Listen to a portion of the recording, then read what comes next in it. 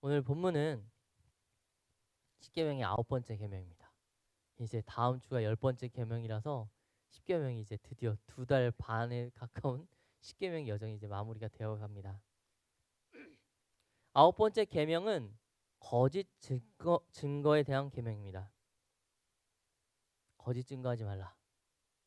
우리 대부분 이것을 지키며 살아간다고 생각합니다. 실제로 거짓 증거하는 사람들은 그렇게 많지 않죠.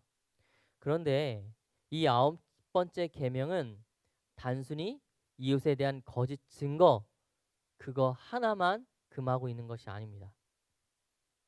9번째 계명은 거짓 증거를 포함하는 모든 종류의 거짓말을 금지하고 있습니다. 또한 거기에 더하여 이웃에게 해가 되는 모든 종류의 말들을 금하고 있는 계명입니다. 따라서 이 9번째 계명을 지킨다는 것은 단지 이웃에 대하여 거짓 증거하는 것 그것만을 금하는 것으로 지키는 것이 아니라 내 입술이 말하는 모든 그 말들 가운데 거짓을 말해서는 안 되며 특별히 이웃에게 해가 되는 것을 말해서는 안 됩니다. 그것이 이 9번째 계명을 진짜로 지키는 겁니다. 우리가 성경에서 율법을 마주할 때 우리는 정말 많은 고민과 생각에 빠지게 됩니다. 왜냐하면 문자적으로 받아들이기 어려운 계명들이 군데군데 있기 때문이에요. 그래서 우리는 성경을 볼 때 특별히 율법을 바라볼 때는 그 율법을 주시는 하나님의 뜻과 그 안에 담겨진 하나님의 의도를 분명히 파악해야 합니다. 그거를 읽어내지 못한다면 그저 문자적으로만 그 율법을 받아들인다면 바리새인들과 같을 겁니다. 사랑을 잃어버린 채 문자로만 지키는 그들과 우리가 같아지게 되는 것이죠. 따라서 이 9번째 계명을 지키는 건 역시 단순히 거짓 증거에 멈추는 것이 아니라 진정한 의미에서 이 말씀을 주신 하나님의 뜻을 알고 행해야 되는 것입니다. 앞서 말한 것처럼 9번째 계명은 악한 말로 인하여 다른 사람에게 해를 끼치지 말라는 겁니다. 좀 더 쉽게 풀면 말이죠. 따라서 이 9번째 계명은 우리의 말과 관련되어 있습니다. 우리는 이 9번째 계명을 통하여 오늘 말씀을 통하여 우리가 살아가면서 어떤 말을 조심해야 되고 어떤 말을 해야 되고 어떤 말을 해야 하지 말아야 되는지에 대한 성경의 가르침, 그리스도의 삶의 모습에 대해서 함께 보도록 하겠습니다. 먼저 우리가 기억해야 될 것은 말에는 힘이 있다라는 것입니다. 말엔 분명 힘이 있습니다. 좋은 말은 좋은 사람을 만들고 악한 말은 악한 사람을 만듭니다. 위로의 말은 용기를 주지만 저주의 말은 절망과 좌절을 주게 됩니다. 이처럼 말이란 단순히 내 의사를 표현하는 것을 넘어서 상당한 영향력을 가진 도구이고 수단인 것이죠. 그래서인지 성경은 우리에게 말을 조심할 것, 입술을 조심할 것, 혀를 절제할 것에 대하여 매우 강하게 여러 번 이야기합니다. 분명 우리는 말하지 않고는 세상을 살아갈 수 없습니다. 내 의사 표현을 하지 않고서는 세상을 살아간다는 것이 불가능하죠. 그러면 어떻게 해야 될까요? 우리가 말을 할 때 조심하고 생각해야 됩니다. 내가 해야 될 말들을 해야 하고 하지 말아야 될 말은 내가 하지 않으면 됩니다. 그러면 여기서 질문이 나오죠. 목사님, 어떤 말이 해야 되는 말들이고 어떤 말은 우리가 하면 안 되는 말입니까? 우리가 어렴풋이 알고는 있습니다. 하지만 거기에 대해서 조금 더 오늘 깊이 자세히 한번 보겠습니다. 먼저 우리가 살아가면서 해야 될 말들은 무엇일까? 꼭 해야 될 그 단어들은 무엇일까? 요 함께 이야기를 나누겠습니다. 우리의 삶에는 분명 교제와 친교를 위해서도 말이 필요하고요. 나의 필요를 얘기하는 걸 위해서도 말이 필요합니다. 믿음을 고백하기 위해서도 말이 필요하지요. 그런데 그 중에서 꼭 필요한 말들은 무엇일까? 많은 것이 있겠지만 오늘 우리가 가장 먼저 생각해야 될 몇 가지 말을 함께 나누도록 하겠습니다. 첫 번째는 복음을 전하는 말입니다. 그리스도인이라면 반드시 복음을 전하는 말을 해야만 합니다. 해도 되는 것이 아닙니다. 반드시 해야만 합니다. 모든 성도는 복음의 일꾼입니다. 복음의 일꾼인 우리는 세상 가운데 복음을 전해야 합니다. 마태복음 28장 19절에서 20절의 말씀에서 주님께서 명령하셨습니다. 제자들에게 가서 모든 족속으로 제자를 삼아 나를 전하라. 그들의 내가 너에게 말한 것을 가르쳐 지키게 하라. 근데 주님께서 말씀하신 것이 제자들에게만 하신 것이 아니에요. 너희는 모든 성도들에게 지금 주님께서 명령하고 계신 겁니다. 너희 모두, 나를 아는 너희 모두, 내 말을 들은 너희 모두, 나의 보혈의 능력을 아는 너희 모두, 나로 인하여 구원을 받은 너희 모두는 나를 전하라 명령하신 것입니다. 또한 사도행전 4장 20절에 보면 베드로와 요한은 복음을 전하지 말라는 공의의 요구에 당당하게 말합니다. 당시 베드로와 요한은 죽을 위기에 처해 있었어요. 그래서 공회에 있는 많은 자들이 이야기합니다. 권력을 잡은 자들이 이야기합니다. 너 복음 전하지 마. 그러면 네가 무슨 짓을 하든 다 눈 감아줄게. 네가 소란 일으킨 것도 눈 감아줄게. 단지 복음은 전하지 마. 예수를 전하지 마 라고 얘기합니다. 그때 베드로와 요한이 뭐라 얘기합니까? 그렇게 할 수 없다라 얘기합니다. 그것만 안 하면 모든 걸 해도 된다는 사람들 앞에서 아니 난 그걸 해야 돼라고 이야기합니다.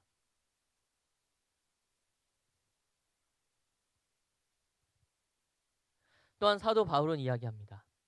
복음을 내가 전하지 않으면 오히려 나에게 화가 있을 것이다 라고 이야기합니다. 사랑하는 여러분 복음을 전하고 있습니까? 여러분 우리는 하루에도 수천 마디의 말을 합니다. 우리 긴 연휴 동안 많은 사람을 만났을 것이고 많은 이야기를 했을 겁니다. 그 가운데 복음을 전하는 말 한마디가 있었습니까? 그 가운데 주님을 증거하는 말 한마디, 내가 사랑하는 하나님에 대한 증거가 그 안에 있었습니까?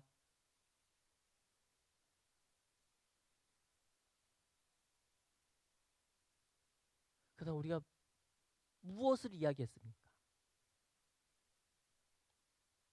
만약 우리에게 세상에서 마지막으로 말 한마디만 할 수 있다면 그 말 한마디하고 더 이상 우리가 말할 수 없는다면 말할 능력을 잃어버린다면 우리 무슨 말을 누구에게 할 것입니까?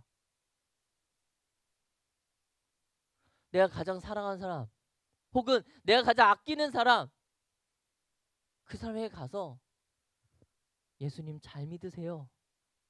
이게 우리의 마지막 말이 되어야 하지 않겠습니까? 우리는 너무 말을 많이 할 수 있기에 아니 우리에게 너무 많은 시간이 있다고 생각하기에 전하지 않습니다.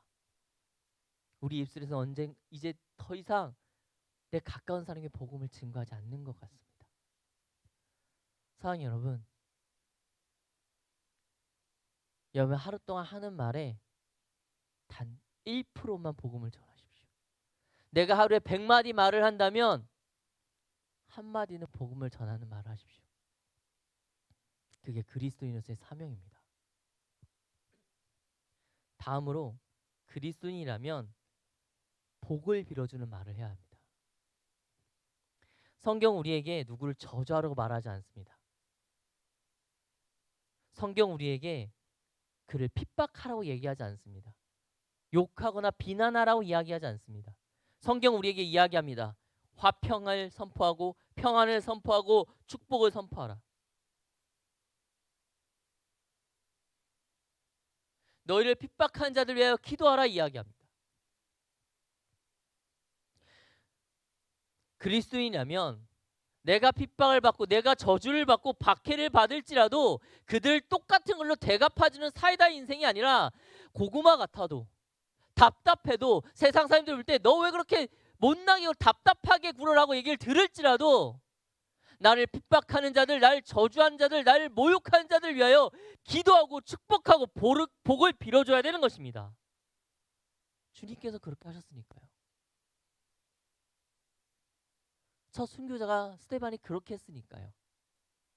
자신에게 돌을 던지는 그들에게 아버지 저들이 지금 자신이 무슨 짓을 알지 못합니다. 저들을 용서하여 주시옵소서 기도했던 그들처럼 말이죠.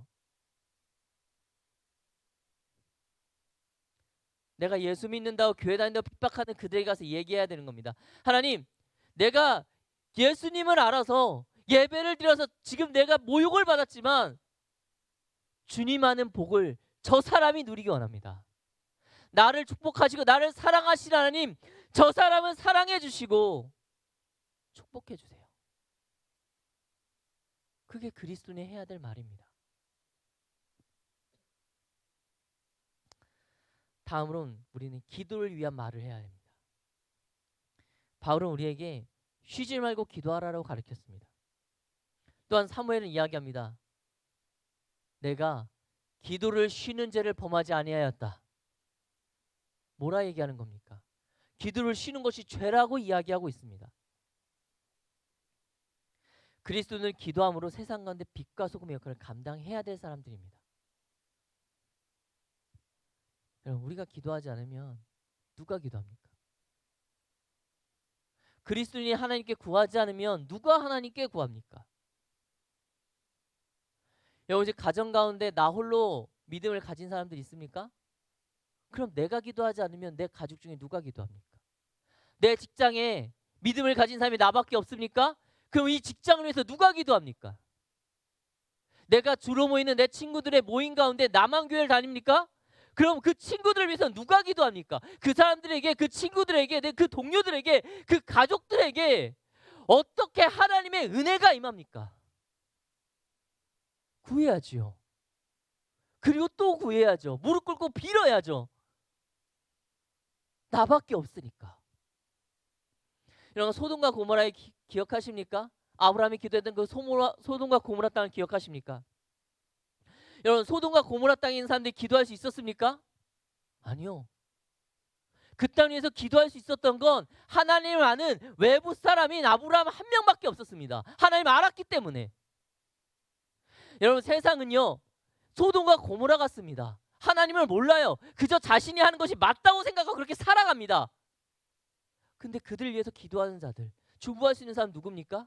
하나님을 아는 자들밖에 없어요. 예수님을 아는 자밖에 못합니다. 그러니 우린 기도해야 될 겁니다. 그 사명을 받은 거예요. 중보자로서의 사명. 뿐만 아니라 우리는 우리 자신들을 위해서도 기도해야 합니다. 우리의 믿음을 위해서요. 여러분, 우리는 믿음이 완성된 사람들이 아닙니다. 혹시 나는 믿음이 완성됐어요? 라고 하는 분 계십니까? 네, 겸손해지시기를 소망합니다. 믿음이 완성된 사람 없습니다. 그 누구도 이 땅을 살아가면서 성화의 걸음을 열심히 걸어가서 이 땅 가운데 영화에 이르는 하나님을 영화롭게 하는 그 단계에 이를 수 있는 사람 단 한 명도 없습니다. 바울이 뭐라 그럽니까? 자신의 모든 걸 배설물로 여기고 다 버렸던 바울은 뭐라 합니까? 내가 죄인 중에 괴수였구나. 그리고 내가 지금 죄인 중에 괴수구나. 진행형으로 얘기합니다. 현재형으로 이야기하고 있어요. 바울이 또 뭐라 얘기합니까? 이 곤고한 자, 이 부족한 자를 어찌할꼬? 내가 날마다 죽노라. 내 안에 내가 지금 여전히 살아있다. 계속 이야기합니다. 나의 마음은 원이지만 육신이 약하다라고 끊임없이 얘기합니다. 바울도 그러했어요. 그래서 우린 기도해야 됩니다. 하나님, 그리스도인의 삶을 살게 하십시오. 하나님 아는 사람의 삶을 좀 살게 해주세요. 내가 하나님 아는 사람인데 하나님 모르는 사람이랑 똑같은 것 같습니다. 하나님. 그 나한테 힘주세요. 나는 세상이 너무 좋습니다. 돈도 좋고 명예도 좋고 좋은 집, 좋은 차, 높은 자리, 좋은 옷과 멋있는 것들 너무 좋습니다. 그게 미워지지 않아요, 하나님. 그런데 미워지지 않는 그것들 때문에 하나님을 떠나지 않게 도와주세요. 그렇게 기도해야 합니다. 그래야만 그나마 우리가 하나님의 백성 살아갈 수 있습니다.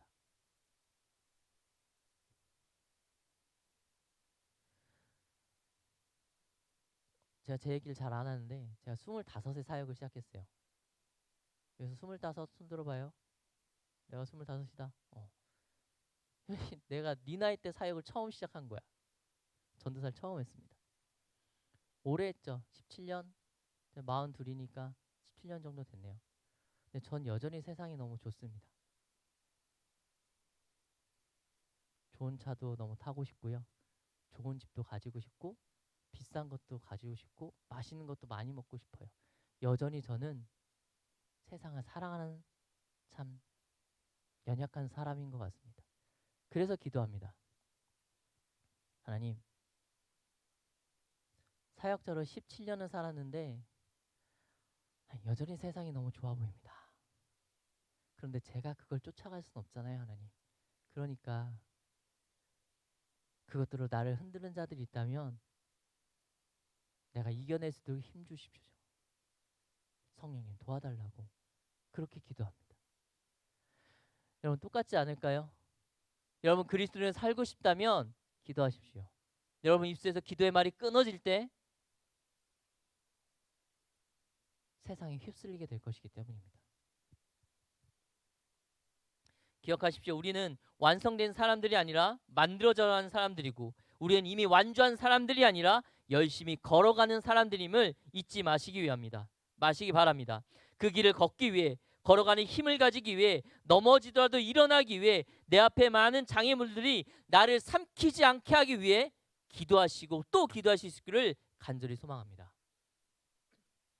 마지막으로 우리의 입술은 항상 찬양해야 하고 감사해야 되고 믿음의 고백을 증거해야 합니다. 성도의 입에서는 감사와 찬양이 끊임없이 흘러나와야 합니다. 하나님께서 우리를 구원하신 그것에 대한 감사, 높으신 하나님을 향한 끝없는 고백, 찬양. 그런 나의 믿음과 주님 앞에 결단을 위한 믿음의 고백들. 이것이 끊어져서는 안 됩니다. 이것이 바로 우리가 계속해서 해야 될 말들입니다. 복음을 전하는 말, 복을 빌어주는 말, 기도하는 말, 감사와 찬양과 믿음의 고백의 말, 이것들이 우리가 반드시 해야 하는 말들인 겁니다. 해야 될 말이 있으면 하지 말아야 될 말도 있겠죠. 하지 말아야 될 말들은 좀 마음이 아픈 것들도 있겠죠. 그럼 우리가 하지 말아야 될 말은 무엇일까요? 성경은 우리가 해선 안 되는 말들에서 여러 번 강조해서 이야기합니다. 그럼 우리는 하지 말아야 될 말들을 잘 분별하여 우리의 삶을 정결하게 갖고 나가야 합니다. 그럼 구체적으로 뭐가 있을까요? 하나씩 보겠습니다. 첫 번째, 과격한 말입니다. 우리는 세상을 살다 보면 답답할 때가 있어요. 그렇죠? 억울할 때가 있습니다. 화가 날 때가 있고 분노할 때가 있습니다.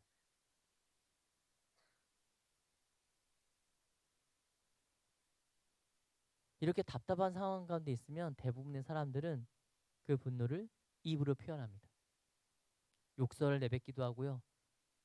과격하게 이야기하기도 합니다. 그러나 바로 그 상황에서 우리는 우리 입술을 살펴야 합니다. 답답한 상황에 과격한 말들을 하게 되면 나도 모르게 평소와 다른 실수를 하게 됩니다. 그리고 그 과격한 말은 누군가에게 상처를 주기도 합니다. 그러나 우리는 우리 스스로를 봐서 지금 내가 좀 답답한 상황이다. 지금 내가 조금 흥분돼 있고 많이 화가 있는 상황이다 한다면 그 자리에서 입술을 닫고 기도할 줄 알아야 됩니다. 내려놓을 수 있도록, 감정을 추스릴 수 있도록. 신기한 건요, 잠시간의 침묵과 잠시간의 기도가 어느 정도 그 답답함과 분노를 잠재우는 힘이 있습니다. 두 번째는 남을 비방하는 말들입니다. 우리는 습관적으로 다른 사람에 대해서 말을 합니다. 말을 옮기기도 하고요. 그런 의도는 아니었지만 그냥 가십거리로 누군가 이야기를 하기도 합니다. 다른 사람의 일을 유흥거리로 삼을 때도 참 많죠. 때로는 다른 사람을 비방하고 비판하는 것으로 즐거움을 삼거나 위로를 삼고 우월함을 느낄 때도 있습니다. 그러나 성경은 특별히 다른 사람에 대하여 그를 비방하는 것에 대하여 엄격하게 금하라고 이야기합니다. 하지 말라고 합니다.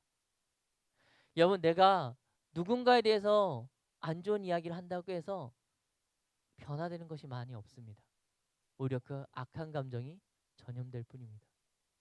근데 내가 그걸 하나님 앞에 내어놓고 하나님께 나아가면 하나님께서 그 감정을 만져주십니다. 그러니 여러분, 누군가와 이야기를 할 때 조심하십시오. 세 번째는 나의 유익을 위한 거짓말입니다. 그리스도인은 거짓말을 해서는 안 됩니다. 이건 당연한 것이죠. 이건 신뢰의 문제입니다. 그리스도인이 거짓말을 많이 하게 되면 어떻게 되는지 아십니까? 우리가 전하는 복음이 거짓말이 됩니다. 내가 신뢰 없는 사람이 되면 어떻게 되는지 아십니까? 내가 믿는 하나님이 신뢰가 없음이 됩니다. 내가 신뢰 없고 거짓말쟁이가 되면 내가 믿는 하나님이 그 이름이 땅에 떨어집니다. 하나님의 이름이 모욕을 받습니다. 하나님의 이름이 망령케 됩니다. 교회를 하나님을 모르는 자들이 하나님을 무엇을 보면서 합니까? 성경은 여러분을 뭐라 이야기합니까? 그리스도의 향기요 편지라 이야기합니다. 세상은 여러분이란 편지를 통해서 그리스도를 바라봅니다.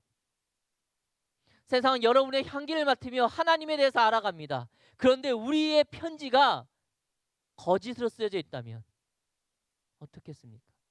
우리가 향이 아니라 악취를 풍긴다면 어떻게 되겠습니까, 여러분? 그러니 여러분, 정직을 가지십시오. 신뢰를 회복하십시오. 그래야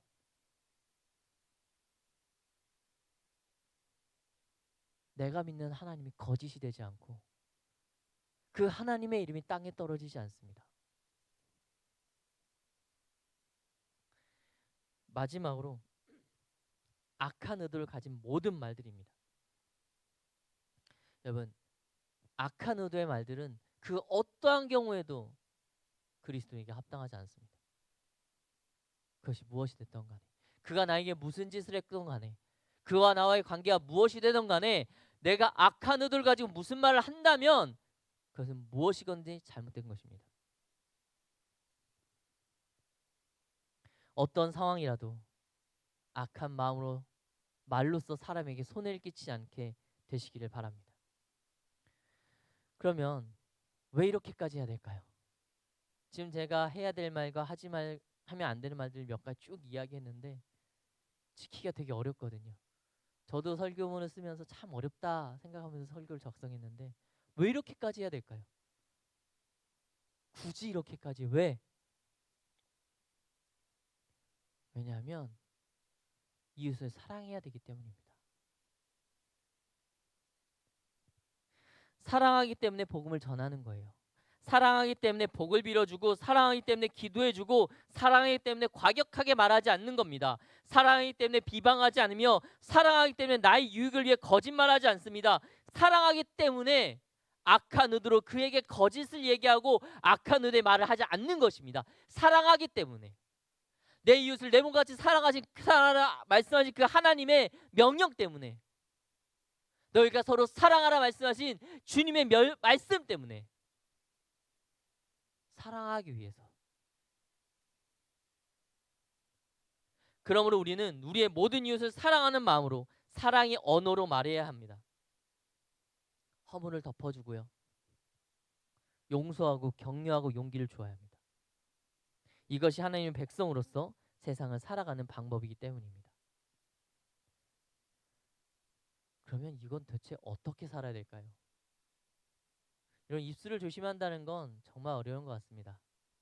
누구도 그 혀에 재갈 물리지 못한다고 성경은 이야기합니다. 참 어려운 것 같아요. 저도 말의 실수가 참 많은 사람이라 어려운 것 같습니다.